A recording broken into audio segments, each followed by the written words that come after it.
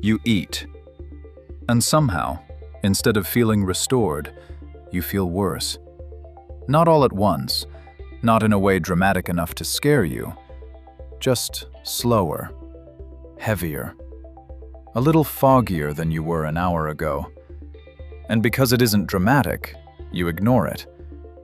Until it keeps happening. You eat to get your energy back. Then you need coffee to get through the afternoon. Then something sweet to stay awake. Then something salty because you still don't feel satisfied. And after a while, it starts to feel normal.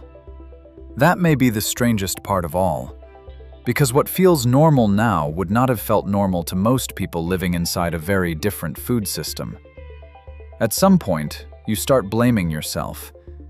Maybe you lack discipline. Maybe you snack too much. Maybe you eat too late. Maybe this is just what getting older feels like. But that explanation only works if the food stayed the same. It didn't. And once you see that, a lot of ordinary misery starts to make more sense. You are not just eating differently. You are eating from a system that was redesigned around shelf life, scale, transport, texture, speed, and cost. Health may still be mentioned, but it is no longer the thing everything else serves. And your body can feel that, even when you can't explain it yet. Most people are taught a simple story about food. Food gives you energy. If you feel low, eat. If you're hungry again, eat better next time. If you gain weight, move more. But that story assumes food behaves like food. A lot of modern food behaves more like an engineered delivery system. It is built to travel farther, last longer, look consistent, resist spoilage, survive storage, and remain hyper-palatable after processing. And those are not neutral changes, because your body does not respond to a food label. It responds to structure. It responds to how quickly nutrients hit your bloodstream, how much chewing is required, how fast the food leaves your stomach, how strongly flavor predicts nourishment, how your gut reacts to additives, and whether satiety signals arrive on time.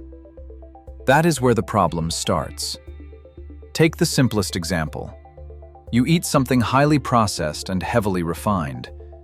Your body can break it down fast, sometimes too fast. So blood sugar rises quickly. Your body answers with insulin. And when that response overshoots, energy drops. That drop may not feel like a medical event. It just feels like a bad afternoon. Sleepy after lunch.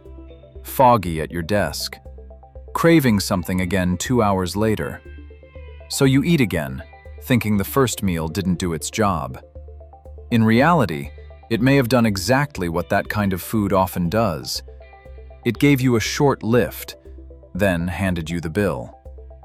That is one reason modern eating can feel so confusing. You are consuming plenty, sometimes too much, and still feeling underpowered. If that pattern sounds familiar, that is usually when people first realize the problem may not be simple hunger. But blood sugar is only part of the story. The second problem is satiety. A traditional meal asks more of you. More chewing, more texture, more fiber, more friction. That friction matters. It slows you down. It gives your body time to register what is happening. It lets fullness arrive before excess does. Ultra-processed food removes much of that friction.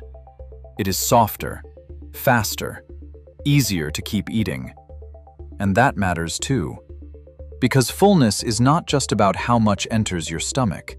It is also about timing, texture, reward, hormonal signaling, and how long the food keeps stimulating appetite after the first bite. A food can be calorically dense and still leave the body strangely unconvinced. That is why someone can finish a bag, a box, or an oversized meal and still go looking for more. Not because they are uniquely weak, because the food was built to reduce stopping points.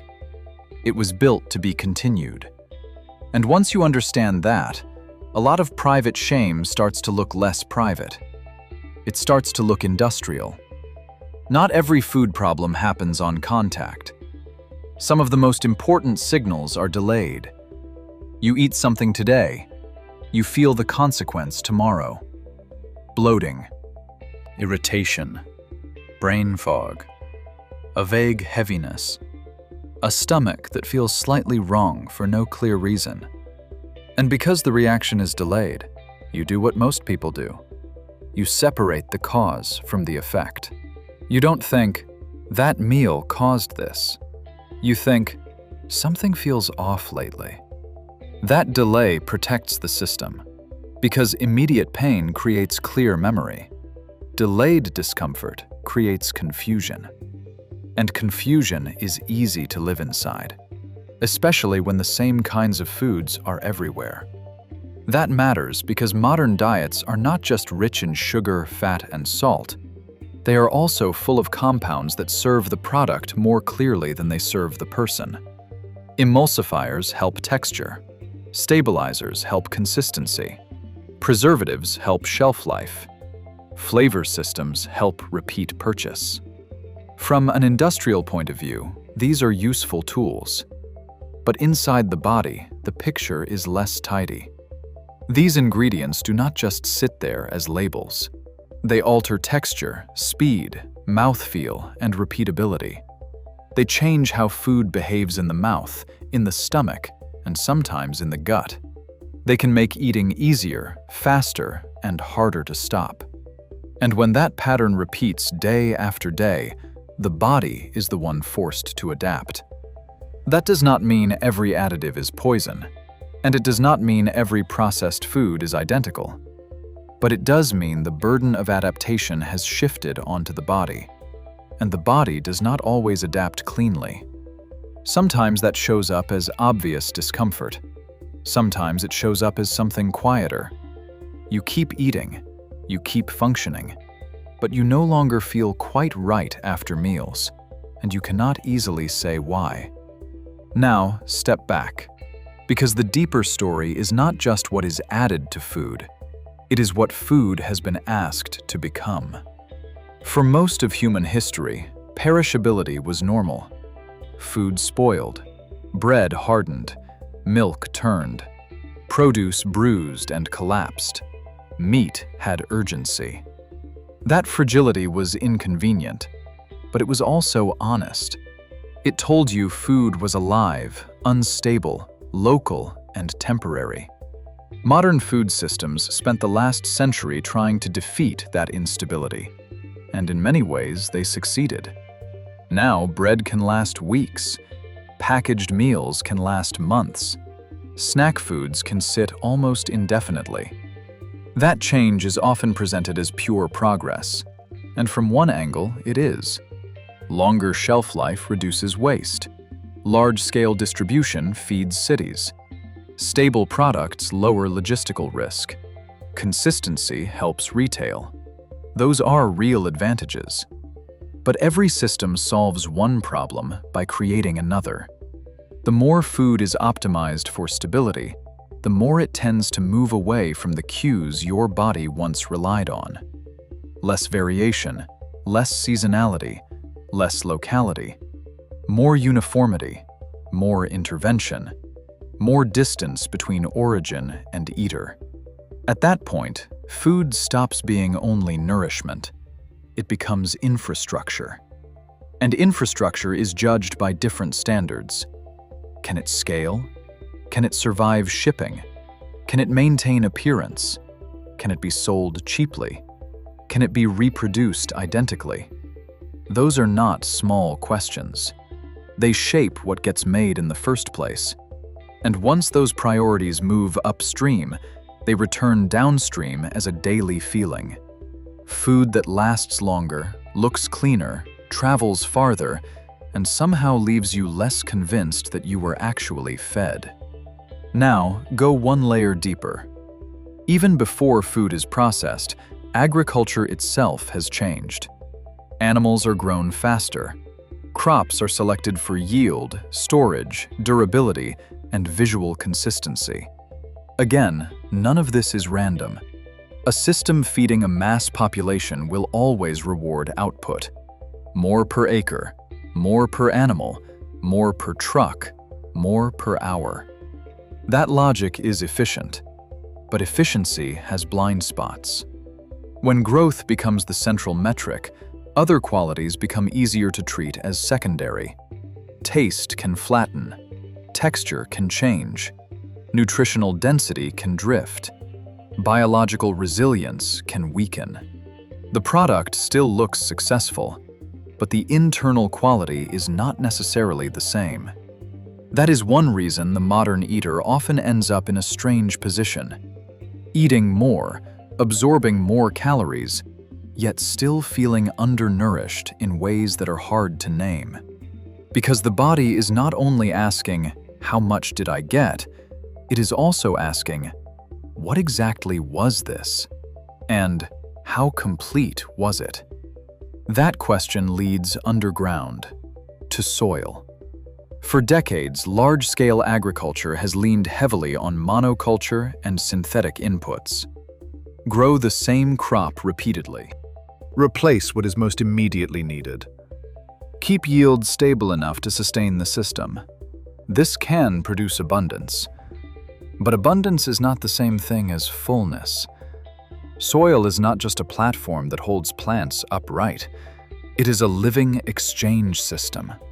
And when that system is repeatedly simplified, pushed, chemically corrected, and mined for output, something gets thinner over time, even when the field still looks productive.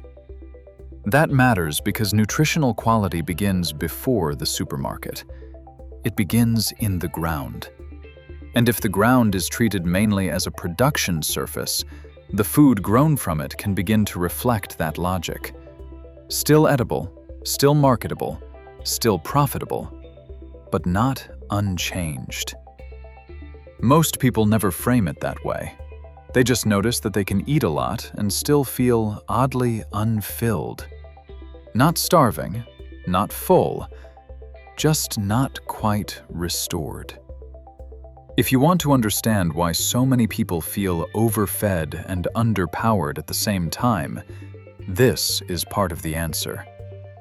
The system got better at producing quantity than preserving wholeness. And then there is the final layer: regulation. A lot of people assume that if something is legal, common, and sold everywhere, it is passed through a framework built to maximize human health. That is not really how regulation works. A regulatory system often asks a narrower question. Is this considered safe enough under existing definitions and available evidence? That is not the same as asking, does this improve long-term health? Does this support metabolic stability? Does this preserve satiety? Does this reduce inflammatory burden? Does this make the average body function better over time? Those are much harder questions. And they are not always the questions the market is forced to answer. In the United States, one of the most revealing labels is GRAS, generally recognized as safe. Even the wording tells you something. Safe is not the same as beneficial. Safe is not the same as optimal. Safe is not the same as harmless in every context over long periods of cumulative exposure. It means the bar is different. And when the bar is different, the entire industry behaves differently. Companies innovate faster, products move quicker, formulations multiply, and the burden of living with the cumulative result falls on ordinary people, one meal at a time. So when people ask, why is everybody tired? Why is everyone hungry again 2 hours later? Why does food feel less satisfying than it should? The answer is not one villain. It is not one ingredient, one additive, one crop, one company, one weak consumer. It is a whole environment. An environment where food was gradually redesigned to meet the needs of industrial life first and human biology second. That is why individual advice often feels so weak. Just eat better, just cook more, just use discipline. Those things matter, but they are not the whole story, because you are not making choices in a vacuum. You are making choices inside a system that pre-sorts what is cheap, fast, convenient, visible, normalized, advertised, shelf-stable, and socially effortless.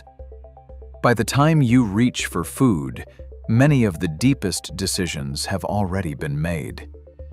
That does not make you powerless, but it does mean the problem was never just personal failure. So no, it is not just you. If food feels different now, that is because it is. If your energy feels unstable, your hunger feels manipulative, and your body feels slightly out of step with the world around it, that may not be a private mystery at all. It may be a logical response to a food system that changed faster than human biology ever could. If this felt familiar, leave one thing in the comments. What changed first for you? Your energy, your appetite, or your digestion? And next time something feels off, don't just look inward. Peek at the system around you.